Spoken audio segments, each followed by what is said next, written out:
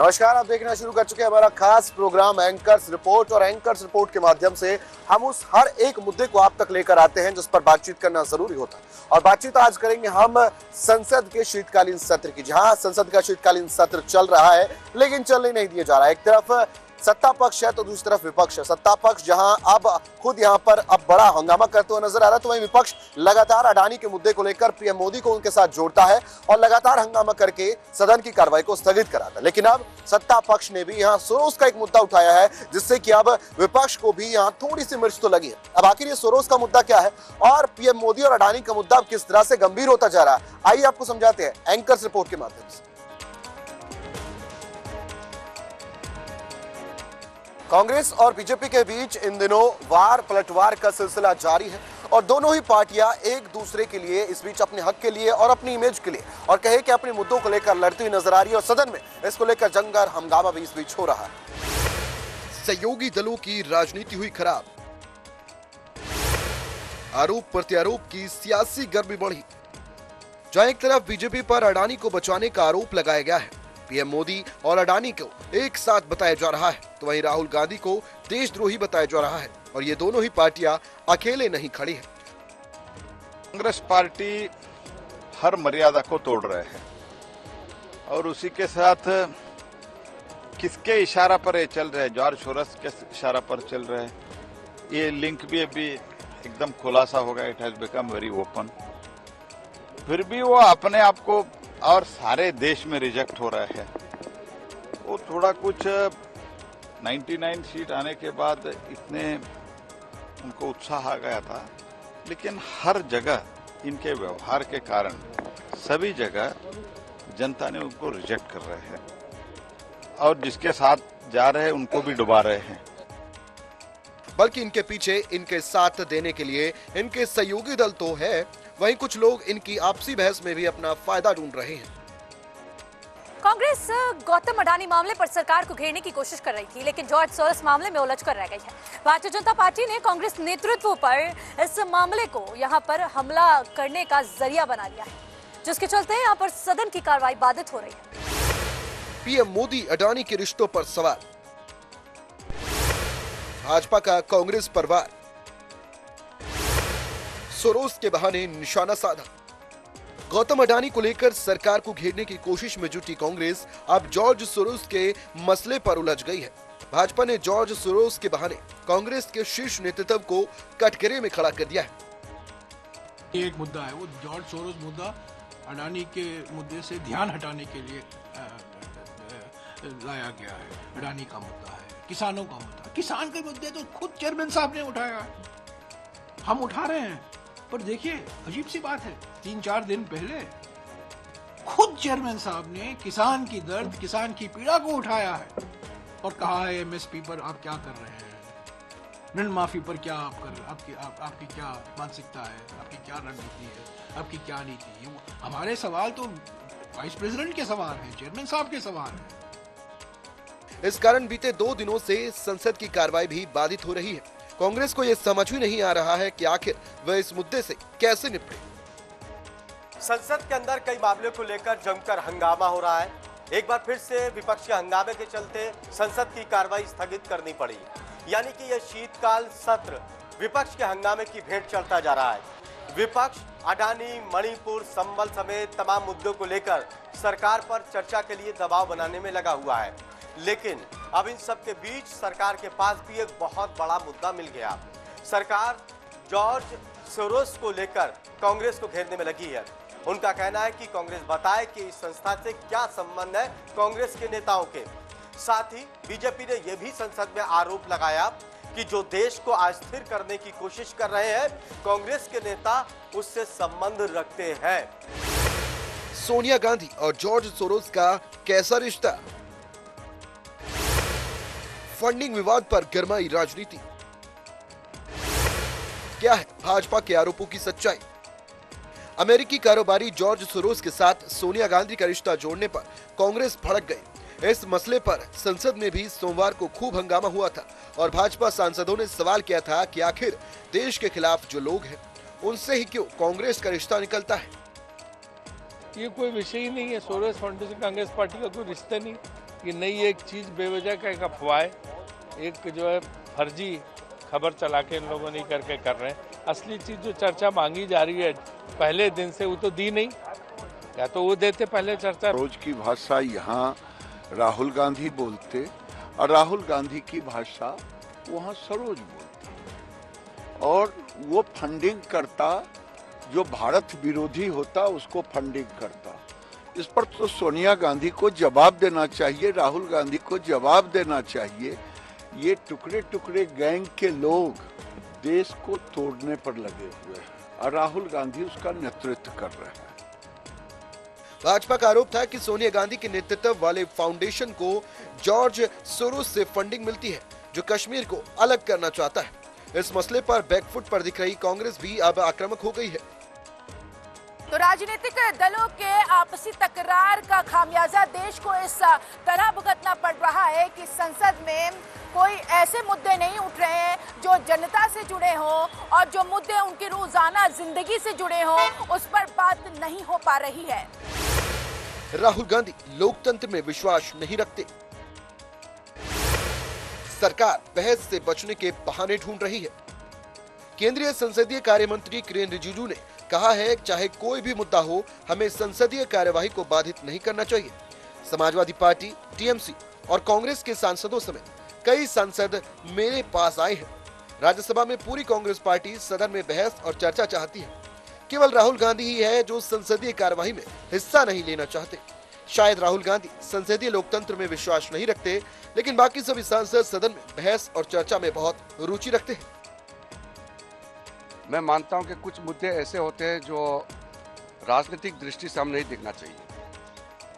George Soros और उसके जो लिंक्स सामने में जो आए हैं, चाहे राहुल गांधी जी का नाम हो, चाहे सोनिया गांधी जी का नाम हो, हम इसको कांग्रेस पार्टी के रूप से भी नहीं देखते हैं।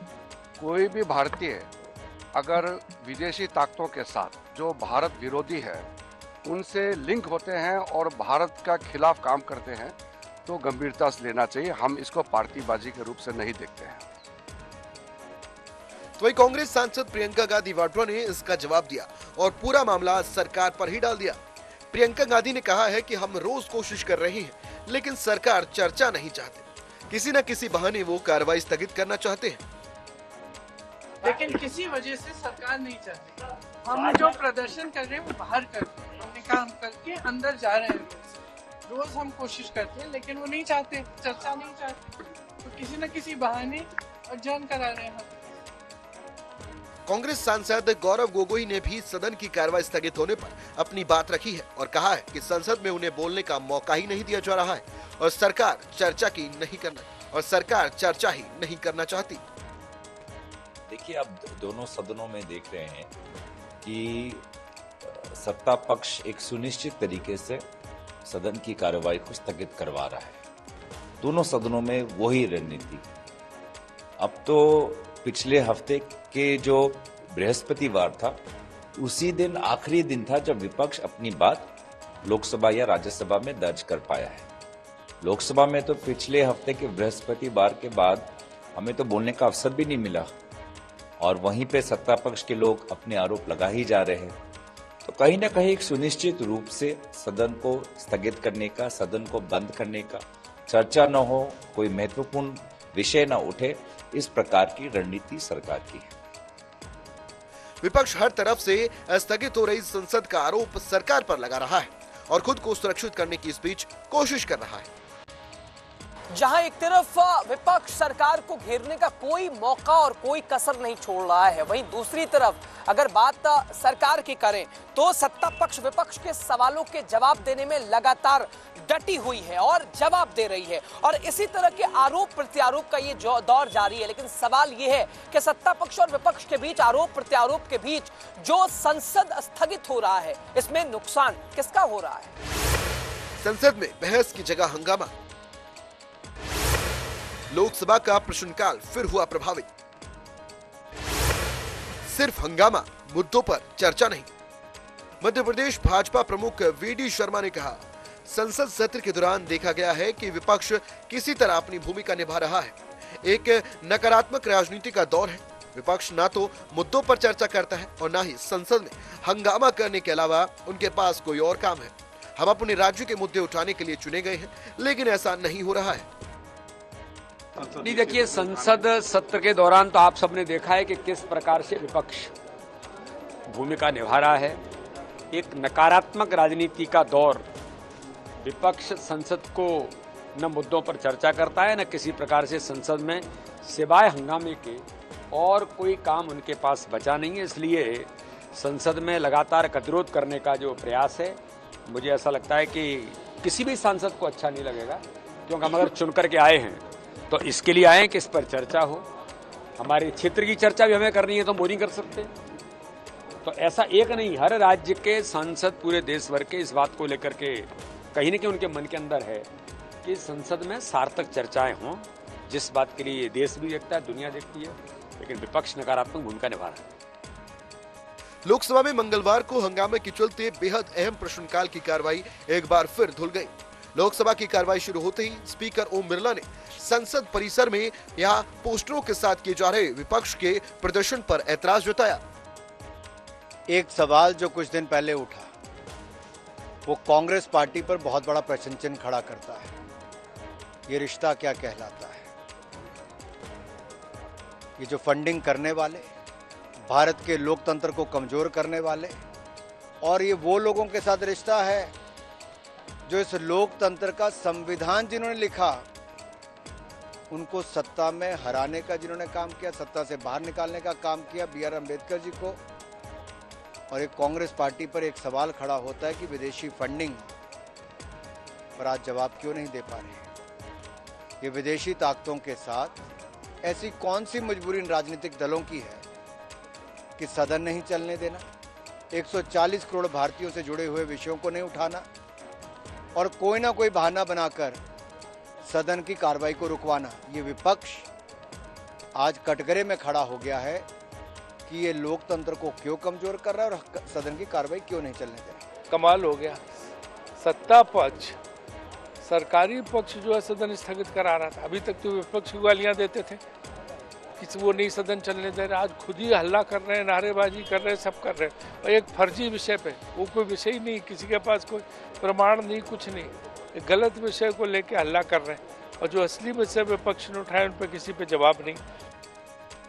उन्होंने बड़े दुखी मन से कहा है कि जिस तरह से संसद की मर्यादा तोड़ी जा रही है और विपक्ष के वरिष्ठ नेता इसमें शामिल हो रहे हैं, वह बेहद अशोभनीय है।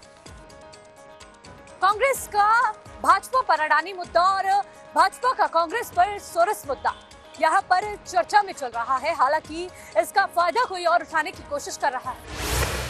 कौन ए टीम और कौन बी टीम?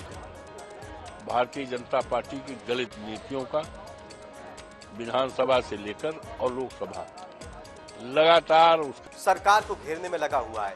लेकिन अब इंडिया गठबंधन के अंदर भी तकरार दिखाई दे रही है। इंडिया गठबंधन का कैप्टन कौन होगा, इसको लेकर सवाल खड़े हो रहे हैं, क्योंकि ममता बनर्जी ने अब यह कह दिया कि इंडिया गठबंधन का कैप्टन बदलने का वक्त आ गया। सीधे तौर पर ममता बनर्जी ने अब दावा ठोका कि इंडिया गठबंधन को लेकर उनको कैप्टन बनना पड़ेगा। मोदी को हराने के लिए कैप्टन को बदलना बहुत ज्यादा जरूरी है। अब इस बात को लेकर इंडिया गठबंधन में भी दरार पड़ती दिखाई दे रही है।